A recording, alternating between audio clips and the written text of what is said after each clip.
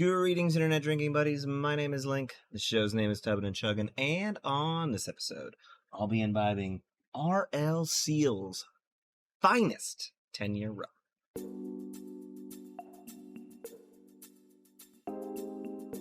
Welcome back to the tub, everybody. It's time for another recommendation episode. My friend Morgan, who's been on the channel before, pointed out this rum to me when we were hanging out recently.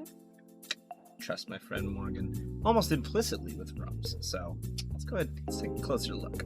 R.L. Seale's, not R.L. Stein's, spooky season still, R.L. Seale's finest 10-year rum comes from the magical island of Barbados and measures in at 43% alcohol by volume and can be found at your local Total Wine for about $26 per fifth.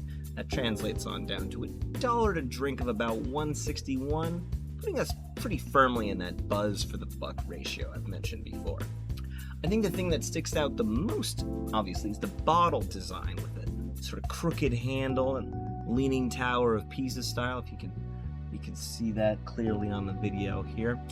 So what's the appeal of this rum, other than the fact that my rum guy, Morgan, told me it is pretty good? Well, it has been aged for 10 years, as we sort of get from the name there. They do that in oak barrels, and it has a very intense almond butternut taste with some vanilla afternotes, at least according to the label and the website and all of these fine sources of information.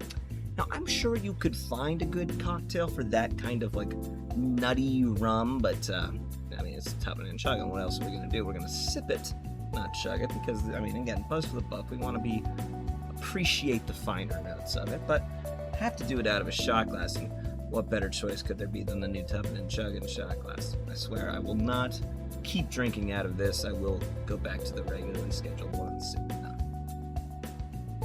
And just for completionist, we should mention that this is imported by Altamer Brands, LLC, in Corona Del Mar, California. So coming in from Barbados, imported all correctly.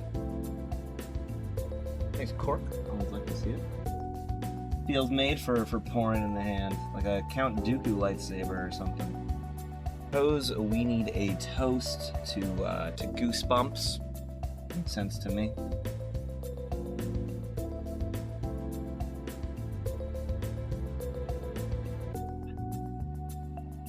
Ooh, okay, yeah.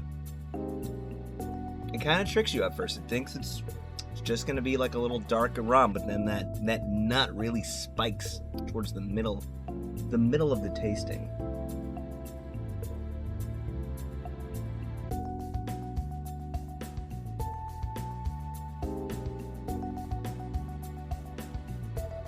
Overall, a very kind of dark, spiced rum kind of feel to it in general, but the spiciness again is not, I guess, your typical kind of more Cajun spices, but that really nutty kind of taste. I don't get as much as the almond as I do the butternut.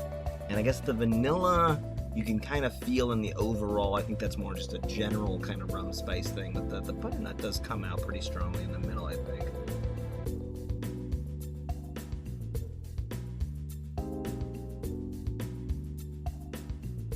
It's definitely heavy. It's a dark rum. It's not these lighter gin, vodka dancing kind of drinks. You feel it go down. It is heavy.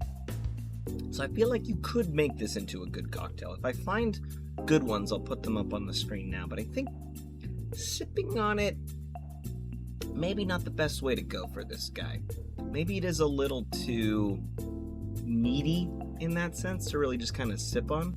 Because I like rum, And so I'm down to sip this. But I think in general, this is going to be too much of a meal for people to really just sort of order, a few fingers of this and drink it. I do think you're going to want to find a good cocktail for it. That's my sort of general inclination from a mass media or sort of populist, I guess, point of view. For me, I think it's great. But again, I wouldn't want to have too much of it. It really does feel like I'm just drinking calories on it. Not in a bad way, of course, in a very nice way, but it's definitely reminding you to slow down as opposed to some of the other things we've had on the channel. So in that sense, appreciate it. Thank you, R.L. Seale, for making me remember that rum is dangerous, but not to have too much of it. And yeah, I think if you play around with that sort of taste profile, you could come up with a very nice sort of drink that might even be more consumable, more downable in that sense. On its own, just a little too heavy, I think, for most people's tastes. And even for mine, just a little, be careful with it.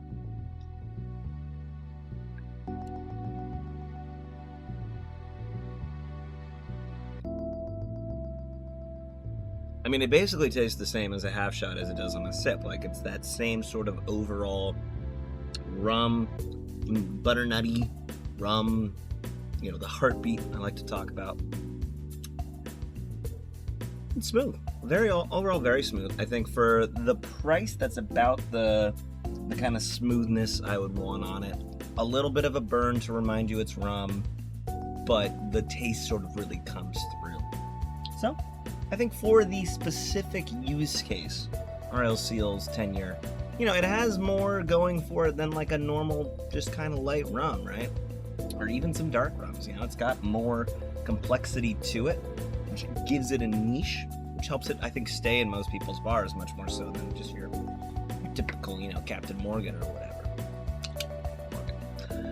As always, let me know if there are other alcohols you'd like to see me review. Shot glasses. This shot glass is now available if you would like to purchase one of those. And please, drink responsibly.